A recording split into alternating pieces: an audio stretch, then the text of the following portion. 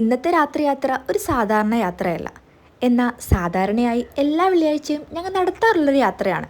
എന്തേ കൺഫ്യൂസ്ഡ് ആയോ? അധികം കൺഫ്യൂഷനൊന്നും ആവണ്ട. ഞങ്ങൾ ഇന്ന് പോകുന്നത് കുരിയച്ചൻ്റെ ഇടയിലേക്കാണ്. ഞങ്ങൾ കൊച്ചിക്കാര് പ്രാന്തം കുരിയച്ചൻ എന്നും പ്രാന്തം മുത്തപ്പൻ എന്നൊക്കെ പേരിട്ട് വിളിക്കുന്ന മട്ടാഞ്ചേരിയിലെ കുരിയച്ചൻ്റെ ഇടയിലേക്ക്. ഇനി പുറമേ ഉള്ളവർക്ക് മനസ്സിലാവുന്ന രീതിയിൽ പറഞ്ഞാൽ കൂനംകുരിശ് പള്ളി വളരെ ചരിത്രപ്രസിദ്ധമായ പള്ളിയാണ്. വെള്ളിയാഴ്ചയാണ് അവിടുത്തെ വിശിഷ്ട ദിവസം.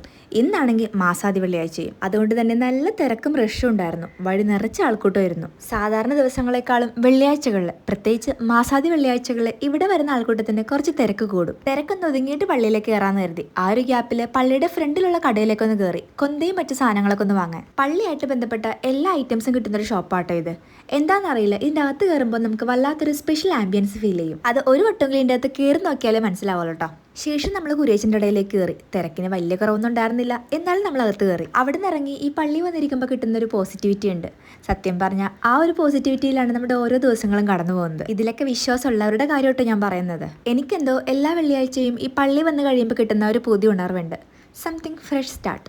സോ ആ ഒരു ഹാപ്പിനെസ്സിൽ നമ്മളൊരു ചെറിയ കറക്കവും നടത്തി. നമ്മുടെ വണ്ടി നേരെ എത്തിയത് ചുള്ളിക്കയിലുള്ള കണ്ണൂർ കോക്ടെയിലാണ്. ദേ ഇതാണ് സംഭവം. ഫസ്റ്റ് ടൈമാണ് ഞാൻ ഈ കണ്ണൂർ കോക്ടെയിൽ ട്രൈ ചെയ്യുന്നത്. കോക്ടെയിൽ എന്നൊക്കെ പറഞ്ഞപ്പോൾ ഞാൻ വേറെ എന്തുവാണ് പ്രതീക്ഷിച്ചത്. പക്ഷേ ഇത് കുറച്ച് വെറൈറ്റി ആയിപ്പോയി. സത്യം പറഞ്ഞാൽ ഒരുപാട് തവണ സിപ്പ് ചെയ്തിട്ടാണ് ഇതിൻ്റെ ഒരു ഫ്ലേവർ എന്താണെന്ന് ഏകദേശം ഒരു ധാരണ കിട്ടിയത്.